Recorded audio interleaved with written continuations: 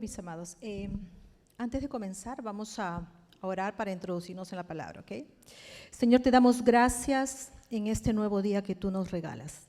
Este es el día que hizo el Señor, nos alegraremos y nos gozaremos en Él, dice tu palabra. Y realmente queremos alegrarnos y gozarnos, Señor, porque es un día más de vida que tú nos das, que te plació traernos aquí, que estamos vivos, que somos bendecidos, que no nos falta nada, pero por sobre todas las cosas, por el regalo más grande que tenemos, que es tu presencia, que es la salvación a través de tu Hijo.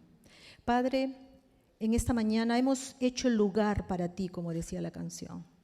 Te damos la bienvenida a este lugar. Tú eres el Rey, tú eres el centro de este lugar. Y nosotros queremos disponer nuestros corazones y nuestras mentes para que tú hagas lo que quieras. Haz lo que quieras conmigo, haz lo que quieras con nosotros, Señor, porque todo lo que tú hagas siempre va a ser para bien. Bendecimos tu nombre y te damos gracias, Señor, en el nombre de Jesús. Amén. Vamos a entrar a la palabra en el Evangelio de Juan, capítulo 5, del 1 al 14. ¿Tienen el pasaje? Oh, está allá. Ok. Dice así la palabra de Dios. Después de esto, se celebraba una fiesta de los judíos y Jesús subió a Jerusalén. Y hay en Jerusalén, junto a la puerta de las ovejas, un estanque que en hebreo se llama Betesda y que tiene 5 pórticos. En estos yacía una multitud de enfermos, ciegos, cojos y paralíticos, que esperaban el movimiento del agua. Porque un ángel del Señor descendía de vez en cuando al estanque y agitaba el agua. Y el primero que descendía al estanque después del movimiento del agua quedaba curado de cualquier enfermedad que tuviera. Y estaba allí un hombre que hacía 38 años que estaba enfermo. Cuando Jesús lo vio acostado allí y supo que ya llevaba mucho tiempo en aquella condición, le dijo: ¿quieres ser sano?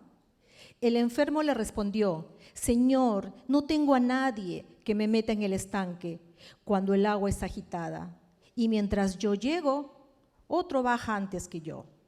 Jesús dijo: levántate, toma tu camilla y anda.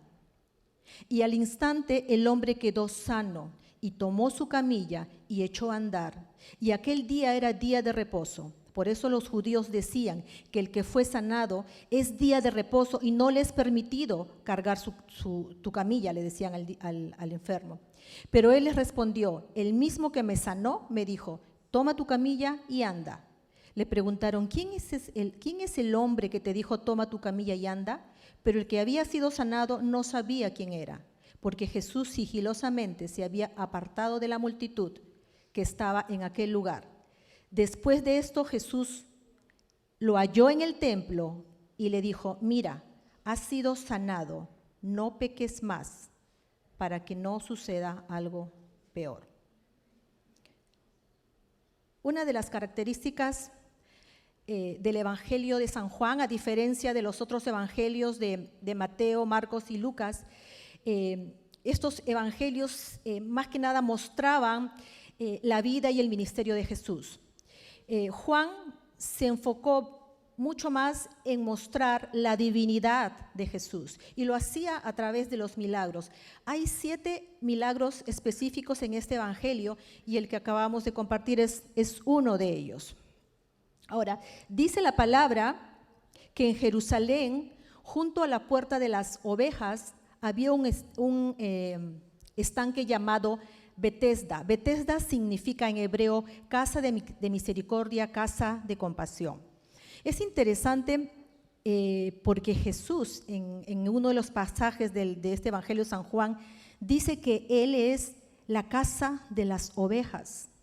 Y la casa de las ovejas era un lugar donde atravesaban las ovejas para ir al matadero, para ir a ser sacrificadas. Y es interesante porque el Señor nos está mostrando con esto que Él fue ese cordero inmolado que se fue al matadero a dar su vida por nosotros, ¿verdad? Ahora, para la gente, este lugar era un lugar de misericordia. Y dice que ahí se juntaban muchos enfermos, cojos, ciegos, paralíticos. Y existía la creencia de que un ángel bajaba y que al momento de que él descendía y se movía el agua, el primero que caía se sanaba. Se sanaba de cualquier enfermedad que estuviera que tuviera esta persona en ese momento. Esta es una creencia, como existen en nuestros pueblos. La mayoría de aquí creo que no hemos nacido en este país y en nuestros países, en los pueblos donde vinimos, hay una serie de creencias, ¿verdad? Y esta era una de esas en ese pueblo. Y dice que había un hombre que estaba enfermo por 38 años. No se sabe en realidad de qué estaba enfermo. Esta versión dice enfermo, otras dicen enfermo. La Nueva Versión Internacional dice inválido. Lo cierto que este hombre tenía más años enfermo que el tiempo que Jesús tenía en la tierra. Y dice que Jesús le dice, ¿quieres ser sano? Puede sonar un poco absurda la pregunta. Si ustedes conocen a alguna persona, familiar, amigo, un vecino, a quien han visto en una silla de ruedas años tras años, ¿ustedes se atreverían a preguntarle, ¿te gustaría volver a caminar? Suena como un poquito irónico, ¿verdad? Sin embargo, el Señor Jesús, Él conocía la verdadera condición de este hombre y le hace esta pregunta para que Él se diera cuenta que cuál era realmente su verdadera condición. Y es a través de la respuesta que este hombre da a la pregunta que él se puede dar cuenta. ¿Quieres ser sano? ¿Y qué le dice el hombre? Bueno, sí, pero es que cuando yo voy, él viene. 38 años enfermo. Yo creo que cualquiera que puede estar padeciendo una condición delicada por años de años, si viene alguien que te dice, ¿quieres ser sano? Yo no terminaría ni siquiera que me deje que termine la pregunta, es un sí rotundo. Pero este hombre, a través de esa respuesta, estaba mostrando realmente su verdadera condición. Y a esto vamos al primer punto. ¿Cuál era la verdadera condición de este hombre? Este hombre evidentemente tenía una condición física, una limitación física, pero en realidad su verdadera limitación estaba en su alma, estaba en su mente y estaba en su corazón. Y saben que las enfermedades de la mente, las enfermedades del corazón, muchas veces son más difíciles de tratar que las mismas enfermedades físicas. Y si una persona tiene ambas, si una persona tiene una condición física fuerte y encima con una serie de limitaciones o problemas en las emociones, esto es algo muy difícil. Esto es algo que a cualquier persona la lleva abajo y realmente es muy difícil de salir adelante. Ahora, se cree que este hombre era inválido.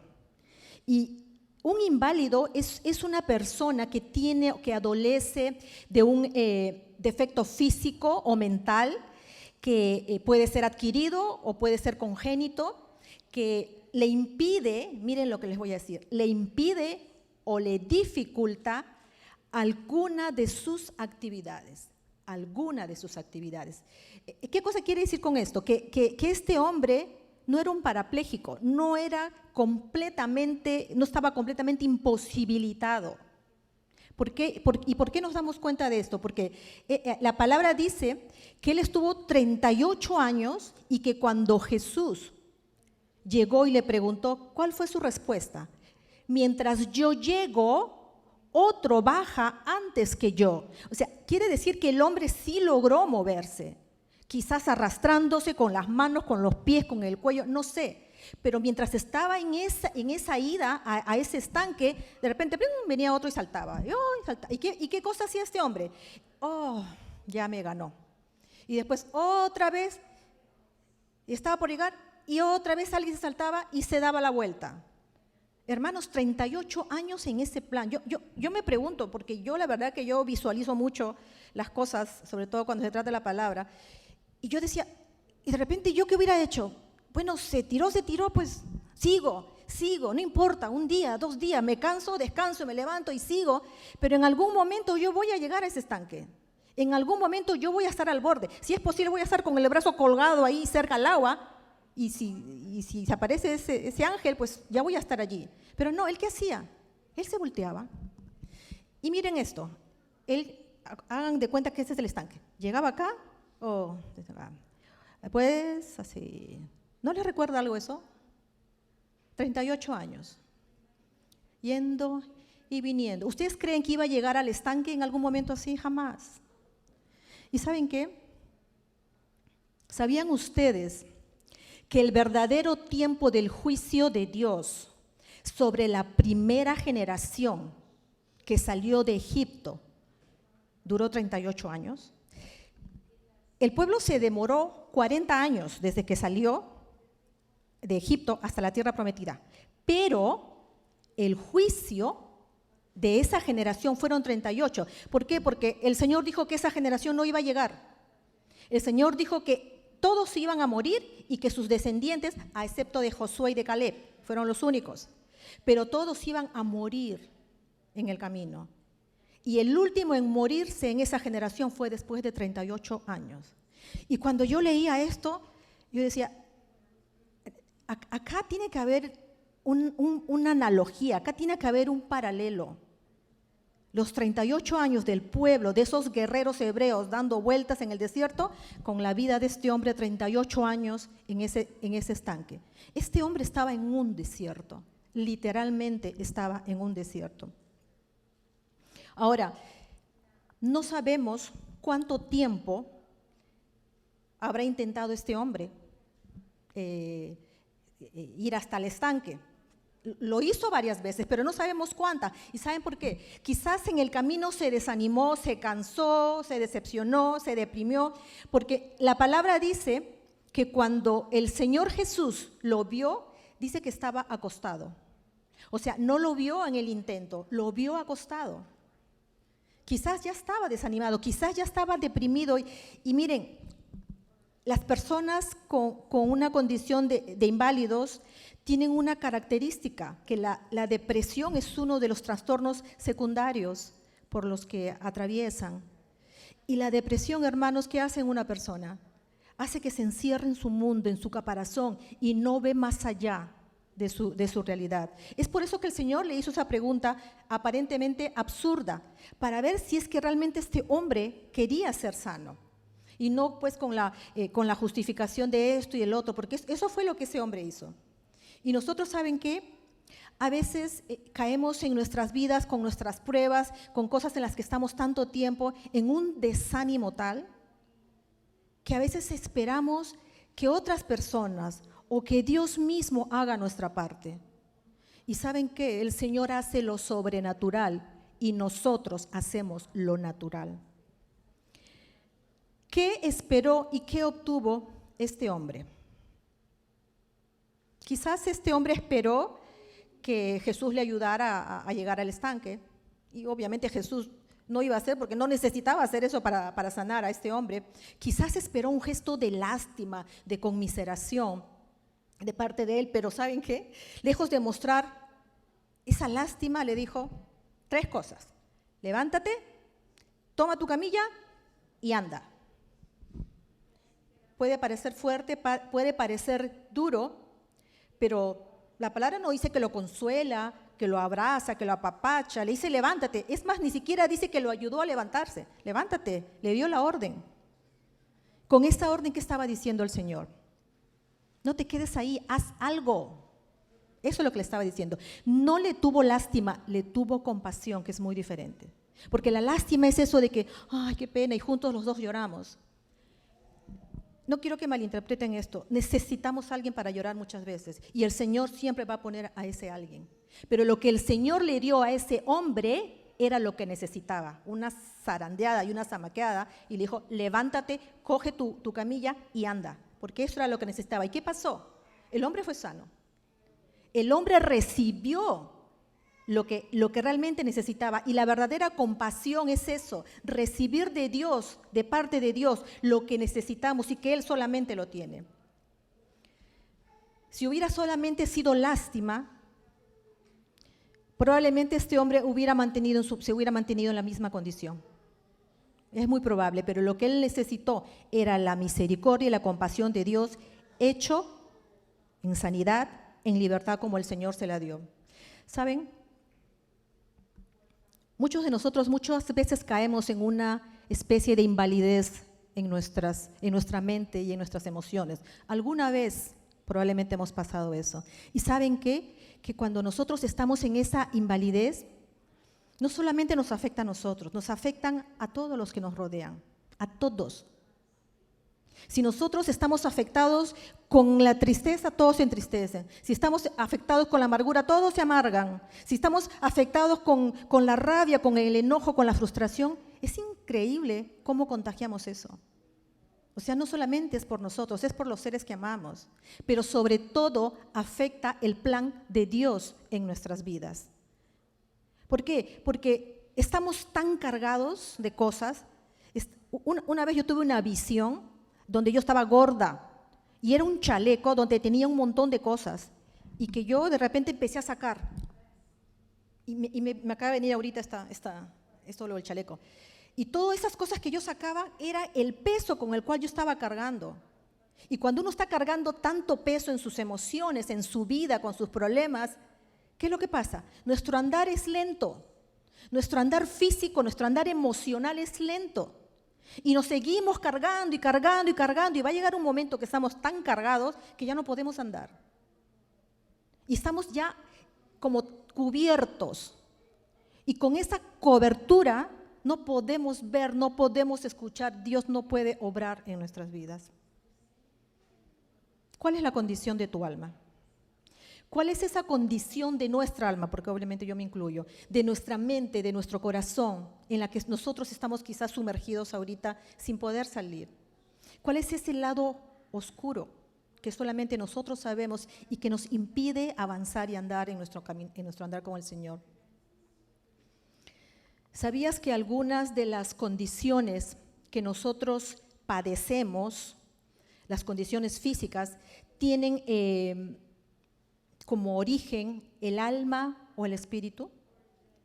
Miren, en este mismo pasaje, en el versículo 14, podemos ver que la condición de este hombre era consecuencia del pecado, porque dice que más adelante cuando Jesús se encuentra con este hombre, dice que le dice, ¿sabes qué? Mira, ya estás sano, ya no peques más, porque te puede ir peor. Ahora, no todas las condiciones que padecemos son producto del pecado. Muchas son porque el Señor las permite con un propósito. Y una de esas habla en este mismo evangelio, más adelante, habla del caso de un ciego de nacimiento, dice la palabra, y que inclusive los discípulos le preguntan al Señor, Señor, ¿y quién pecó? ¿Este o sus padres? Porque ellos pensaban que su condición era producto del pecado. Y Jesús le dice, ni este ni sus padres, ninguno pecó. Esto es para que mi obra se manifieste en ellos. Ahora, hay otros casos también de la condición física que viene como el estrés, a consecuencia del estrés, a consecuencia de la ansiedad. El poder de nuestra mente es tremendo, afecta a nuestro cuerpo tremendamente. Yo padecí muchos años de ansiedad. Pero no de la ansiedad que tuve antes de subir acá, sino de una ansiedad que literalmente me paralizaba.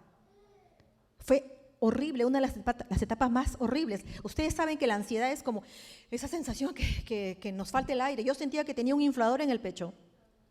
Durante 5 años padecí y me fui al médico, lo que nunca en mi vida había ido en toda mi vida. En esos 5 años visité emergencias, todo lo que se pueden imaginar. Me hicieron todos los exámenes habidos y por haber, radiografías, análisis, rayos X, tomografías. La última me pusieron en un tubo que parecía un ataúd, que yo pensé que me estaban enterrando.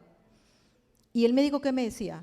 No tienes nada, Miluska, no tienes nada, no tienes nada, no tienes nada, no tienes nada. Y la última me dijo, ¿sabes qué, hijita? Anda y cásate, me mandó a casar. Y yo le dije, ok, no me casé, me casé muchos años después. Pero yo no necesitaba casarme, yo necesitaba entregarle eso al Señor. Yo conocía la palabra, yo era cristiana. Pero esa ansiedad extrema era por un temor, que más que temor era un pánico. Y mi pánico era de que yo tenía miedo de que algo me pase a mí, no a mis hijas, a mí. Yo decía, si a mis hijas les pasa algo, yo voy a sufrir, pero si a mí me pasa algo, ellas van a sufrir. Ellas eran pequeñitas, su papá ya había partido con el Señor. Entonces yo empecé a padecer de esas ansiedades horribles. Y ¿saben qué? Los 2 últimos meses de ese periodo, ya eso fue el grado máximo que yo me paralizaba. La primera vez me dio en mi iglesia en ese entonces, estaba dando un anuncio y ¡clac!, ahí me quedé como disecada. Y eso me pasó en 2 meses muchas veces. Simplemente me paralizaba y no podía hablar, no me podía mover. No caía inconsciente porque me daba cuenta, pero en esos momentos lo primero que venía eran mis hijas. Yo, Señor, mis hijas, mis hijas, mis hijas. Era lo único que yo hacía y hacía. Y la última crisis, o la última chiripiolca, como yo le llamo, que me vino, yo caí al piso y ¿saben qué? Lo único que dije, ok, Señor, yo no peleo más contigo. Si este es mi tiempo, llévame, yo sé a dónde me voy. Te entrego a mis hijas, son tuyas, tú me las has prestado. Tú te harás cargo de ellas y tú las vas a cuidar mejor que yo. 2 segundos después, la voz clarísima del Señor, eso quería escuchar. ¿Y saben qué? Esa fue la última vez que me vino ese ataque y de eso ya hace casi 10 años para la gloria de Dios. Lo que el Señor quiere es que nos rindamos por completo a Él. Los testimonios son para contarlos, por eso yo me gocé con la hermana María cuando contaba su testimonio. Nosotros en general, todas las personas hemos pasado por muchas experiencias difíciles que han traído inseguridad, vergüenza, tormento, enojo, tantas cosas a nuestras vidas y la lista sigue. Yo le pregunto a cada uno de ustedes, piense en alguna condición que usted tiene en estos momentos en su vida que está arrastrando, que probablemente haya sido consecuencia de venir de un hogar disfuncional. Todos tenemos algo. Piense solamente en uno. Yo le tengo buenas noticias. No se imaginan cuál es esa buena noticia. Y la buena noticia es que ya llegamos a la mayoría de edad y no tenemos que estar pegados a papá y a mamá. Yo creo que no se esperaban eso, pensaban que quizás les iba a decir que Jesús, y es verdad. Pero lo que quiero decir con esto, hay una connotación espiritual. Es interesante cómo las leyes establecen una mayoría de edad para las personas, que es la mayoría de los lugares a los 18 años. Quiere decir que a partir de esa edad, los hijos se pueden ir, aunque los papás no queramos, pero se pueden ir. Si mi hija, que ya tiene 19, me dice, mamá, me voy, yo le puedo decir no, pero ella lo puede hacer. Yo legalmente no puedo hacer nada. ¿Y qué quiere decir con eso? Que ella se desprende de mí, ella va a hacer su vida y ella va a establecer en su vida, en su hogar donde viva, sus propias normas, sus propios cambios y sus propios ajustes. Todos arrastramos algo, pero no tenemos que quedar con lo malo que hemos aprendido en casa. Y lo que hemos aprendido en casa que no ha sido bueno, pues no era es simplemente porque nuestros padres eran imperfectos. Ellos a su vez recibieron todo lo de sus abuelos y tatarabuelos y en fin, así la generación sigue. Todos hicieron lo que pudieron, pero somos nosotros los que estamos llamados a corregir lo que no estuvo bien. Yo viví sola antes de casarme 5 años en mi país. Y cuando yo me mudé, reestructuré muchas cosas que a mí no me gustaban, pero yo no las podía cambiar porque era la casa de mis papás. Pero yo ya estaba con mi derecho de poder hacerlo. Esto sí, esto no. Ahora, yo sé que hay situaciones que suceden en la vida de rechazo, de violencia, cosas extremas que realmente afectan nuestras vidas. Pero eso también puede ser cambiado y transformado completamente. Cuando estaba yo en mi otra iglesia, a veces hacíamos reuniones así de mujeres y acostumbrábamos llevar comida. Y había una hermana de unos 60 o 65 años que siempre llevaba postres, ¿no? Y un día se me acerca y me dice, hermana, yo nunca traigo comida. Y yo me había dado cuenta de eso, pero estaba bien, ¿no? Siempre se necesita que alguien lleve platos, postres y qué sé yo. Pero me dice, una mujer de 60 años, hermana, yo no traigo comida porque yo no sé cocinar. Entonces yo que estaba así, levanté mi mirada y dije, una señora de esa edad diciéndome que no sabe cocinar, y yo le dije, ¿sabe qué, hermana? Me dijo, mi mamá no me enseñó a cocinar. Entonces yo le digo, ¿sabe qué? A mí mi mamá tampoco me enseñó a cocinar. Pero a mí no me enseñó porque yo no quise, yo odiaba la cocina. Y cuando yo me casé con mi primer esposo, él era peruano igual que yo, y los peruanos tenemos un gusto muy exquisito por la comida. Somos muy exigentes por la misma gastronomía que tenemos. Y cuando yo me casé dije, ahora sí que tengo problemas. Y dije, ¿y ahora qué hago? Este hombre no sabe con quién se ha casado, dije yo. Pero ¿saben lo que hice, hermanos? Con todo mi corazón. Un día me fui a la presencia del Señor e hice esto. Y le dije, Señor, acá están mis manos. Bendícelas, úngelas, haz que prepare delicias para mi esposo con estas manos. Pero por sobre todas las cosas, por favor, dame gusto por la cocina, porque la detesto. ¿Y saben qué? No sé si disfrutó mi comida mi esposo, creo que sí, mis hijas lo disfrutan hasta ahora, pero lo que sí les garantizo al 100% es que disfruto cocinar. Odiaba la cocina y ahora disfruto cocinar. Hasta el día de hoy, cuando me meto a mi cocina, saco mi mirada por la ventana, miro al cielo y digo, Señor, solo tú pudiste haber hecho eso. Entonces, no tenemos que conformarnos con lo que hemos aprendido o no aprendido, con lo que hemos heredado. No debemos. Dios es el único. Nosotros lo sabemos, pero a veces nos cuesta darle la cabida al Señor para que obre en nuestras vidas. Ahora, si la condición en la que estamos ahorita es consecuencia de nuestras malas decisiones, pues también hay buenas noticias. Podemos venir a la cruz, podemos humillarnos ante el Señor y su palabra dice que a un corazón contrito y humillado no desprecia el Señor. Y Él no solamente nos perdona, Él nos ayuda a levantarnos del hueco en el que nos hemos metido. ¿Y saben qué? Cuando el Señor hace una transformación, lo hace de tal manera de que ya no vamos a volver atrás. Si nosotros analizamos el pasaje, en la parte que este hombre, cuando el Señor le dice, coge tu camilla, levanta tu camilla, ¿qué le estaba diciendo con eso? Aparte de que no deje nada sucio.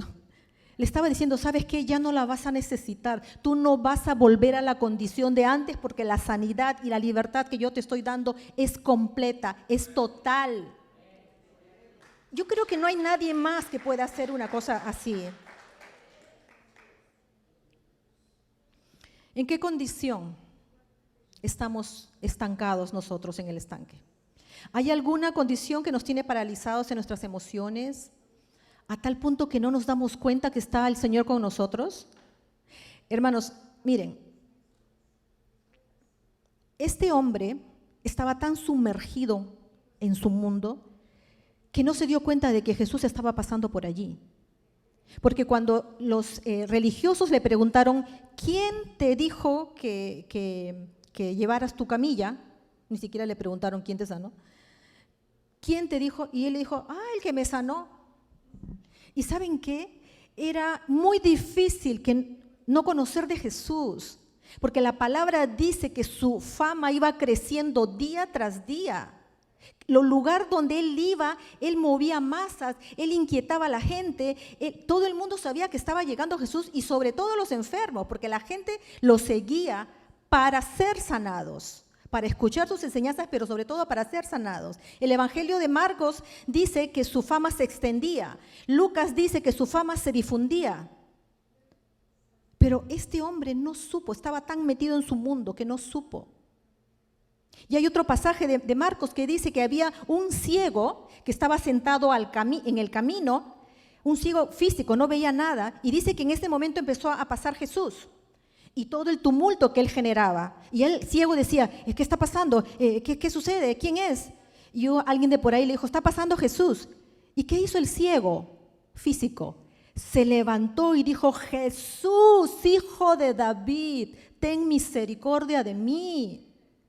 No veía con sus ojos físicos, pero veía con sus ojos espirituales. Él sabía que el que estaba pasando era el Salvador, era el Mesías, era su sanador. Porque dijo, hijo de David. Él sabía que de la generación de David iba a venir el Mesías.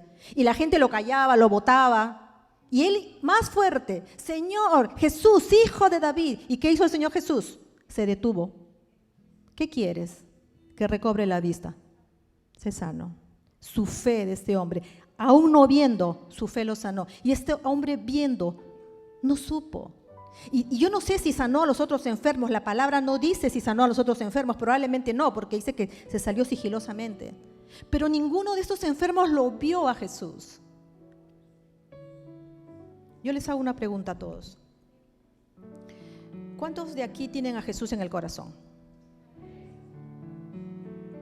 Ok, entonces quiere decir que los que no han levantado la mano no tienen a Jesús en el corazón. Y está bien, o sea, está bien que si es así no tienen por qué levantar la mano.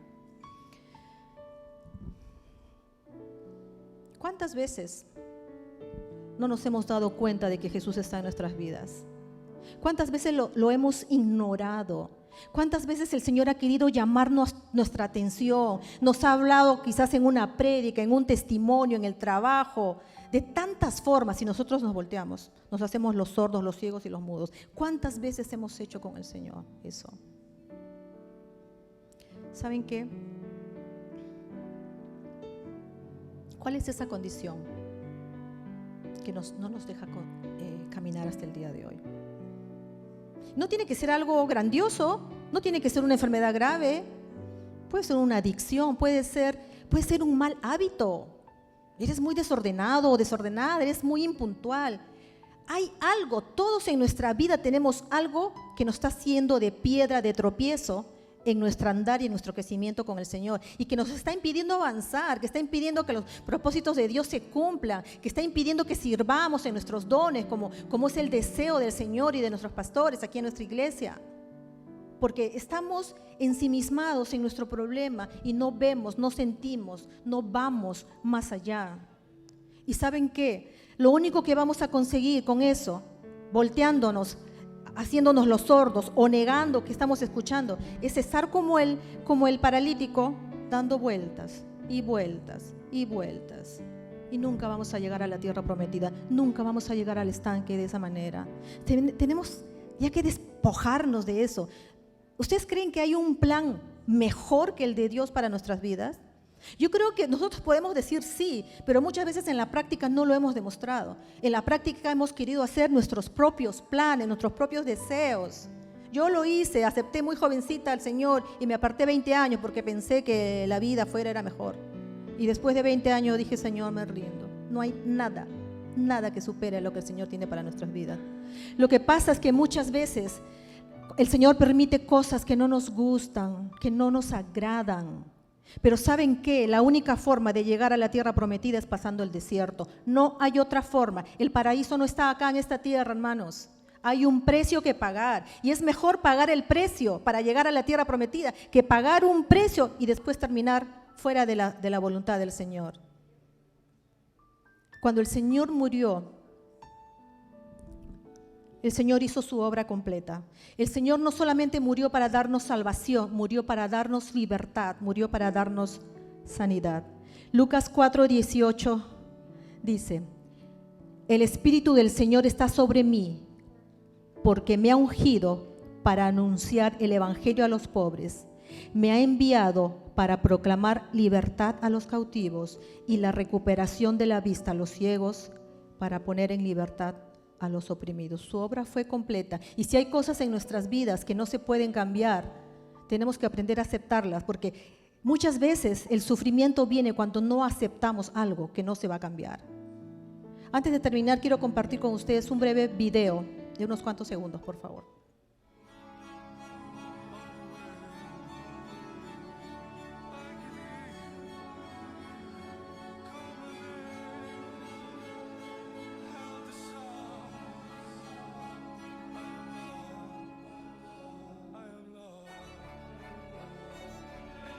Esta pequeñita probablemente todavía está en edad de que le den de comer.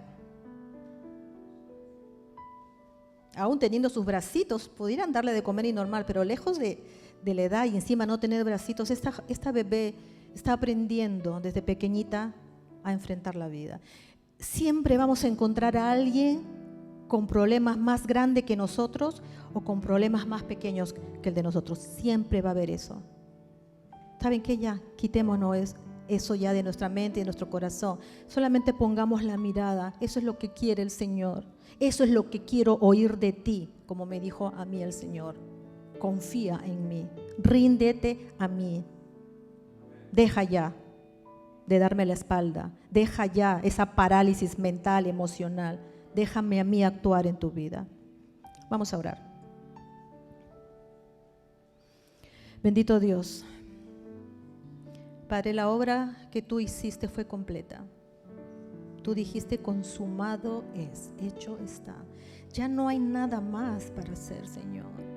Perdónanos porque hay veces esperamos quizás inconscientemente algo más grande que eso, porque no vemos tu obra, Señor, que tú lo hiciste por nosotros, por amor a nosotros, no solamente para darnos una vida eterna contigo, sino también para experimentar tus bendiciones en esta tierra. El salmista decía, hubiera yo desfallecido si no hubiera creído que habría de ver la bondad del Señor en la tierra de los vivientes. Quiere decir que tú tienes bendiciones, no solamente cuando partamos de aquí, aún en esta tierra. Señor, ayúdanos a morir a nuestra carne, a nuestro yo, a nuestro mundo. Te entregamos toda esa mochila cargada de tantas cosas en nuestras emociones, Señor. Te la ponemos a los pies de la cruz porque tú ya cargaste con eso. Ligera es mi carga, dice tu palabra, y nosotros nos hemos cargado mucho más de lo que tú, Señor, nos estás dando. Perdónanos, ayúdanos, Padre, te necesitamos. Tú dijiste, Señor, en el mundo tendréis aflicción, pero he aquí yo vencí al mundo. Tú no nos mentiste, Señor, tú nos hablaste claro, así como le hablaste claro y directo a este hombre al que sanaste, también nos hablas claro y directo hoy. Ayúdanos a poner nuestra mirada en ti, a morir a nuestro yo. Haz milagros en nuestra vida, necesitamos milagros. Queremos gritar y clamar como ese ciego que decía, Jesús, hijo de David, ten misericordia de mí. Yo necesito un milagro en mi vida, en mi hogar, tú lo sabes. Todos aquí, Señor, necesitamos milagros tuyos. Tú estás listo para soltar los milagros, Señor. Pero quizás estás ahí esperando, porque como esos enfermos ni nos damos cuenta, Señor, que tú estás llamando a nuestras vidas. Ni nos damos cuenta, Señor, que tú estás a nuestro lado, que vives en nuestro corazón, que vives en nuestro hogar. Porque estamos metidos en nuestro mundo, Señor. Perdónanos, ayúdanos, Padre. Muévete en nuestras vidas, Padre. Te entregamos todo, lo ponemos todo en tus manos. Y que cada día, Señor, que cada día nosotros estemos dispuestos a morir a nuestra carne. Porque queremos, Señor, llegar a esa tierra prometida, Señor. Y sabemos que lo vamos a hacer de tu mano. Gracias, amado Dios. Y si hay alguna persona aquí, porque yo pregunté si alguien recibió al Señor y algunos levantaron y otros no. Pero si hay alguien que no tiene a Jesús en su corazón, este es el día, este es el tiempo. Si tú que no has recibido al Señor en tu corazón quieres hacerlo hoy, levanta tu mano. Este es el día. Gloria a Dios. Dios le bendiga, hermano. ¿Alguien más?